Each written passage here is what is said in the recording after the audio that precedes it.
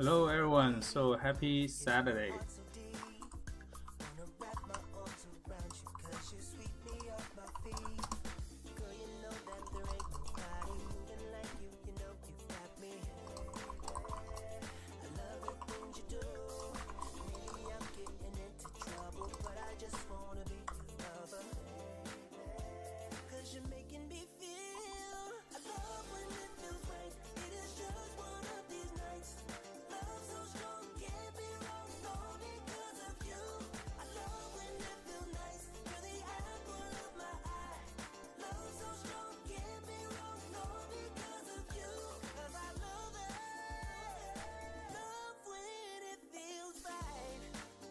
Okay, let me check. So I have about 9 photos I selected for the EF35mm F1.4. So I'm gonna edit them. So this one I just posted. I did some retouching on the laptop already, so I'm gonna use the U3 for this one. Just you can see that the sky has a darker blue if you apply the U3 for this, and then increase the sharpness, and then the exposure slightly reduce a little bit.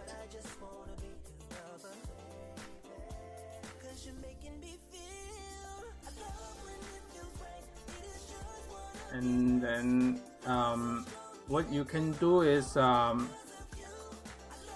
if you don't want too much green in there, you can reduce the saturation of the green in here. So, and then increase the sharpness a little bit more. Then 4:5 crop for Instagram. So, and it depends what you like in your feed.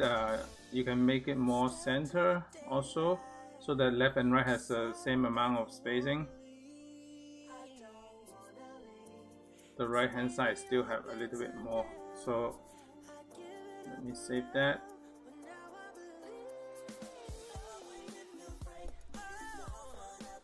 Okay, so next one, so this one with Rosa last year, and then I was using the EF35mm F1.4 Mark II also. You can see that it has a darker color, but I'm gonna do the same thing using the HSL, reduce the saturation of that tone right there, so it has more simple color in it, not too much complex color. So slightly reduce the exposure. Thanks everyone for joining. The photo already look like did the skin. Yeah, I already did the Lightroom early on just to save some time, but the color is the same, so it's the same Canon color already. So you can just check out my Lightroom videos. It's pretty simple. I just did some basic skin retouching, and then so that's one. The next one has a similar tone already, so I'm gonna paste it on the next one right here. Oh, the Siri was activated.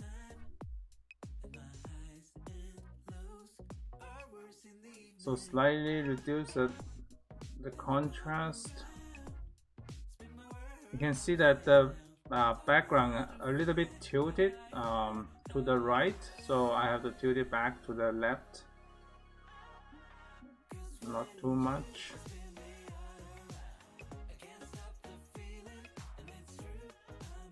Okay, cool. So that's set in that location. This one has a different background.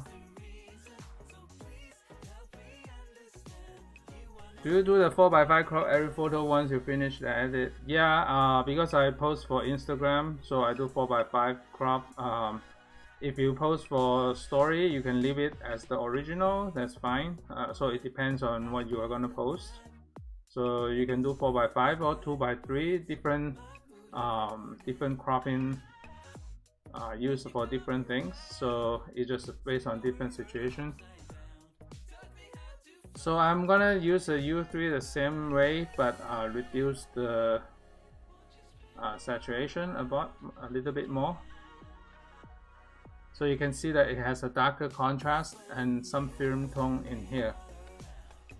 And then the next one is the inside the coffee shops also. So EF 35mm f1.4 Mark II for the EOS R.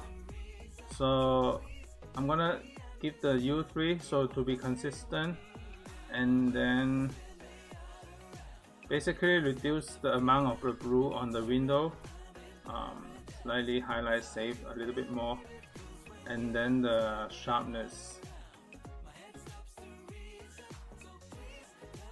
slightly reduce the exposure so that it has nice even lighting on there. So, and then the 4x5 crop a little bit, slightly increase.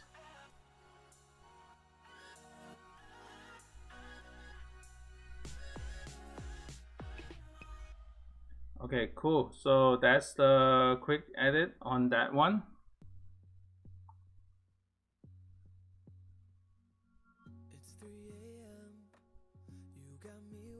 It depends. Sometimes I did the 4x5 in Lightroom, sometimes I did the 4x5 in VSCO. Yeah, it depends. It's the same production results. It's the same results to me, so it doesn't matter.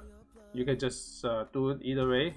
You can do the 4x5 in Lightroom, or you can do a 4x5 in VSCO. It doesn't matter. So the thing, if you are planning to post both in Story and in Lightroom, you can just in Lightroom leave it 2x3, so it doesn't matter that much when do you crop the 4x5. So the main thing is yeah, just go through the photo quickly and then to save a lot of time without spending a lot of time in editing. So I'm gonna reduce the saturation of the blue again, and that's a before and after, just slightly less exposure, and reduce the blue so that it matches the gray color retro car in the back. So the next one, this one is a similar, so I'm gonna copy that and then paste it to this.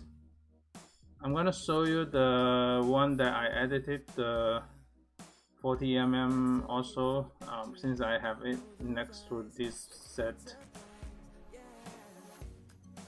So slightly increase the exposure because it's a smiling style.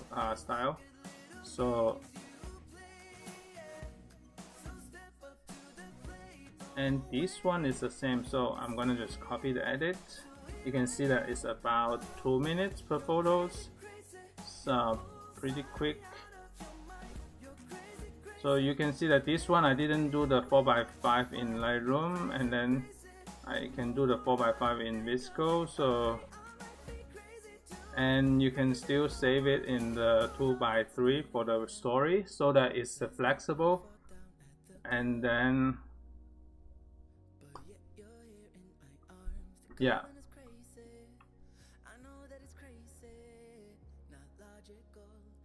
if you do a full body shot, wouldn't 4x5 crop a body a little? It depends. Yeah, so that's why when you are shooting photos, you have to keep in mind of the room.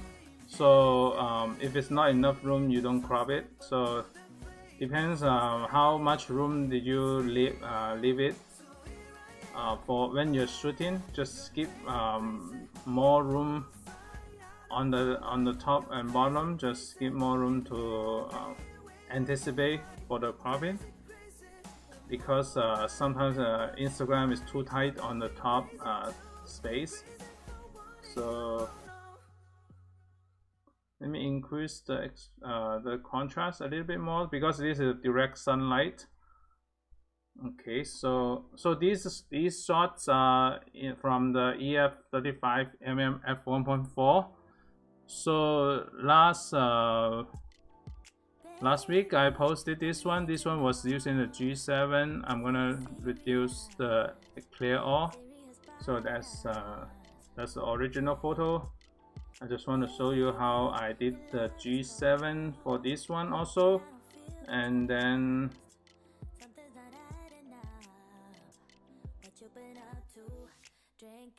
yeah, so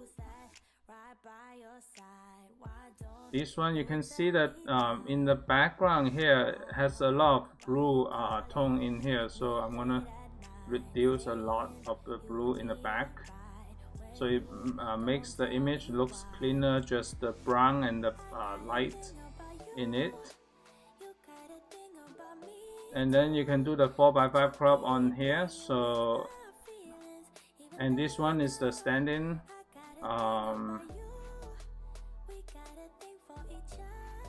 No, stand-in one, just like this one, you just crop it like this. If it's stand-in, it depends on what your be the pose. So stand-in one you can do 4:5 also, you don't have to do 2:3, so that's why. And this one, let me show you this one just quickly. Just do a clear all, and then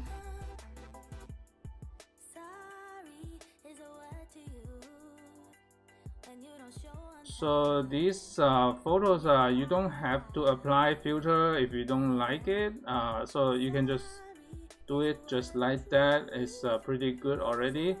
And what I did was the U3 filter, but it just added a lot more left frame retro feel in it. Just depends on your feed. I'm gonna reduce. You can see that the blue effect, if it's too much blue, is not as good, so reduce the blue in here so that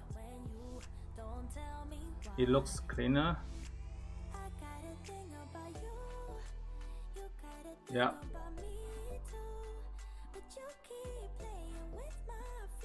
So crop ratio as original ratio is 4:5. Yeah, it depends on if you the graph, it has the photograph, it has its space to crop.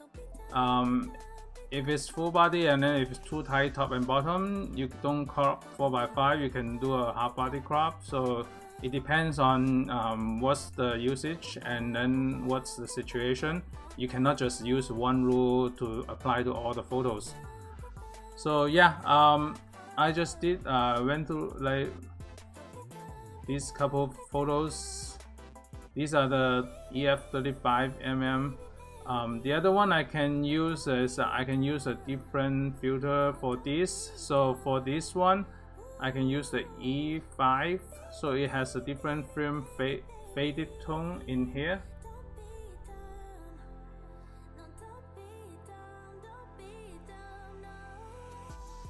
Yeah, so this is the faded tone, and I can reduce the green.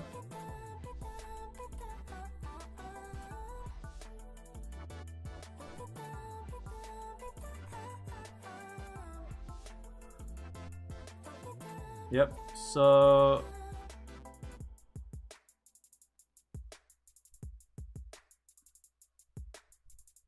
yeah, I always mostly do the saturation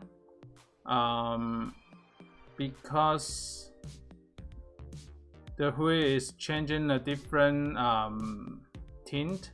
So what you need to do is minimize the changes of the original color. So you don't, if it's already nice, you don't have to change. So like not every button need to be touched. So that's what okay, cool. So these are my quick edits. Yeah, so right now California is still like have a lot of smoke outside. I haven't done any like in-person shoots yet because it's a lot of smoke in the sky right now. If you just shoot outside, it's very smoky.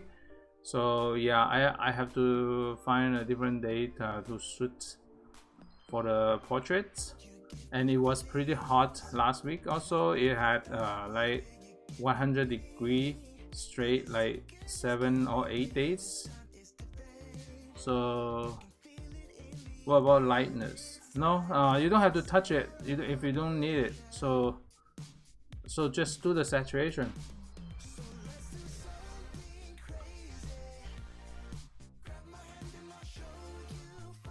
Yeah, okay, thank you so much for joining, and then stay tuned for more video coming up. Bye.